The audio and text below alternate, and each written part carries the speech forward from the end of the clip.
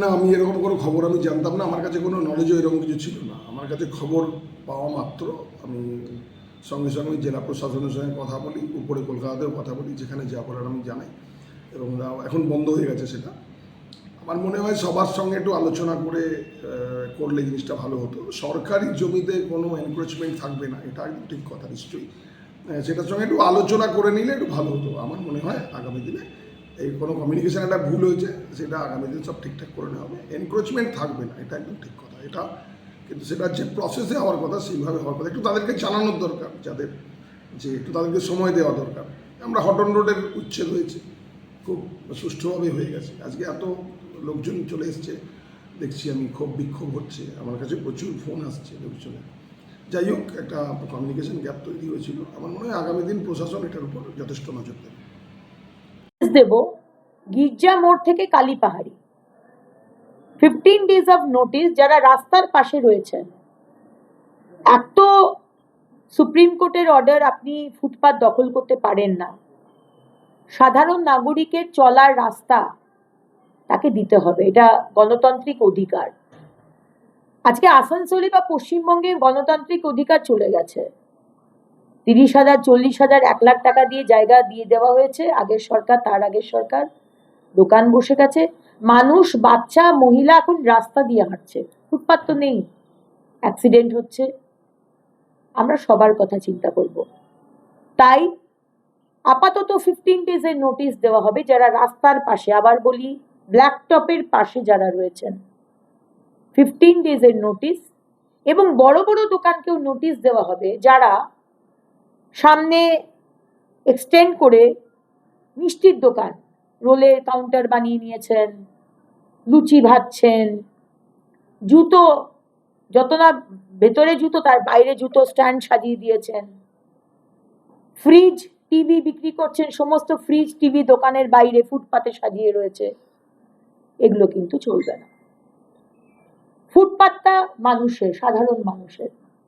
তাই বড় দোকান হয়, ছোট দোকান হোক, বড়লোক দোকানদার হন, গরিব দোকানদার হন, মুসলমান দোকানদার হন, হিন্দু দোকানদার হন, খ্রিস্টান হন, শিখ হন, নিয়ম কিন্তু সবার জন্য এক।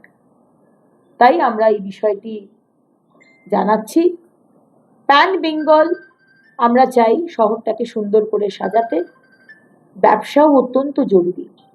আসানসোলের যারা আমাদের একই ছাদের তলায়, আমরা একই আকাশের তলায়, আমরা ছোটবেলা থেকে বড় হয়েছি, যারা অনেক দিন ধরে রয়েছে, তাদের জন্য অবশ্যই আমরা এই অল্টারনেটিভ একটা ব্যবস্থা আমরা দেখছি।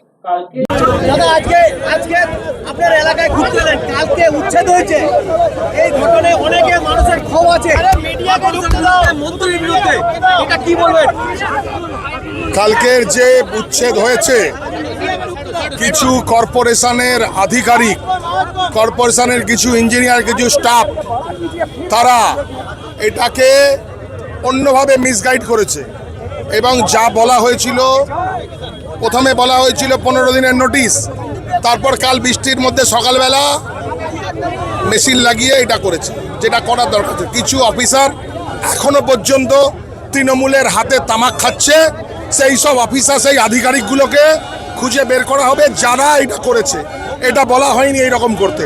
আমরা উচ্ছেদ, আমরা এর আগে হটন রোডের উচ্ছেদ দেখেছি, সেই উচ্ছেদে কোথাও কোনো প্রবলেম হয়নি। কেন?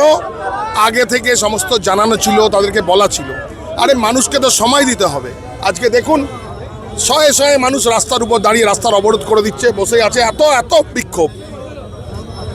এইরকমভাবে তো হয় না, মানুষকে বুঝিয়ে বলতে হবে। আমি নিশ্চিত কিছু অফিসার, কিছু আধিকারিক এই জিনিসটা ঘটিয়েছে, তাদের বিরুদ্ধে আইনত ব্যবস্থা নেওয়া হবে। কালকে কিছু মানুষ ম্যানহ্যান্ডেল হয়েছে, কিছু জিনিসের লুটপাট হয়েছে, কিছু জিনিস ভাঙা গেছে, খোয়া গেছে, সেগুলোর বিরুদ্ধে আমরা তদন্ত দাবি করছি। আমরা সেই সব আধিকারিকগুলোকে খুঁজে বের করে তাদেরকে সবাইকে ব্যবস্থা করছি। পরশুদিন নগরের মন্ত্রী একটা বৈঠক করেন কর্পোরেশনের ভেতরে, তারপরে এই ডিসিশন হয় না, নগর উন্নয়ন মন্ত্রী, আমাদের লিডার নগর উন্নয়ন মন্ত্রী এই জিনিস করতে নিশ্চয়ই বলেনি। আমি একদম নিশ্চিত নগর উন্নয়ন মন্ত্রী এইভাবে উচ্ছেদ, এই জিনিসটা উনি সমর্থন করেন না। ওনাকে মিসগাইড করেছে কিছু আধিকারিক, আবার বলছি কর্পোরেশনের কিছু আধিকারিক এই জিনিস ঘটিয়েছে, তাদেরকে শনাক্ত করে তাদের বিরুদ্ধে আইনত ব্যবস্থা নিতে হবে। এই যারা করেছে তাদেরকে আইনত ব্যবস্থা মানে কি এফআইআর করবে? অবশ্যই এফআইআর করবো। আমি এখন ঘুরে দেখছি, ভিজিট করছি, আমি নিজে এফআইআর করবো। আমি নিজে জনপ্রতিনিধি হিসাবে সেই আধিকারিক যারা ক্ষতি করছে সরকারের, যারা সরকারের বদনাম করছে, তাদের বিরুদ্ধে ব্যবস্থা নেওয়া হবে। করেন যে আমাদের সরকারকে অনেক সময় বদনাম করার জন্য কিছু কেউ বা কোনো পুরো আধিকারিক বা কর্মী এটা করে থাকবে, যারা সেই সময় তৎকালীন পূর্বতন সরকারের হয়তো তারা ঘনিষ্ঠ, এবং তিনি এফআইআর করবেন বলে নিজেরা এফআইআর করেছে আসানসোল দক্ষিণ থানায় গিয়ে। এই বিষয়টাকে একটু বলুন। তো অবশ্যই করতে পারেন, উনি বিধায়ক, আজকে শুধু বিজেপির বিধায়ক কেন, টিএমসির বিধায়কও করতে পারেন, অন্য দলের বিধায়কও করতে পারেন, তার তো গণতান্ত্রিক অধিকার রয়েছে। যারা করেছে তিনজন, তারা তো অন্যায় করেইছে, এটা তো কোনো মানে অন্যভাবে কথা বলার কিছু নেই। এবং আমাদের দপ্তর থেকে এই মিসআন্ডারস্ট্যান্ডিংটা হয়েছে, সেটা তো আমরা তো বলছি, সেটা এখানে তো কোনো লুকোচুরির ব্যাপার নেই। আর যদি লুকোচুরির ব্যাপার হতো, 15 বছরে অনেক কাণ্ড হয়েছে, কেউ তো কোনোদিন বসেনি, কেউ তো জিজ্ঞেস করেনি যে হ্যাঁ তোরা এইভাবে রয়েছিস তিরপল কাটিয়ে, তোদের জন্য একটা আলাদা ব্যবস্থা করে দিচ্ছি, কেউ তো ভাবেনি।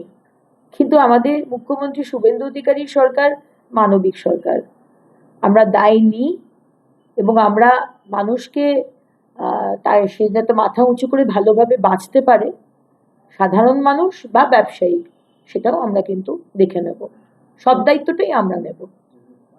ঠিক আছে।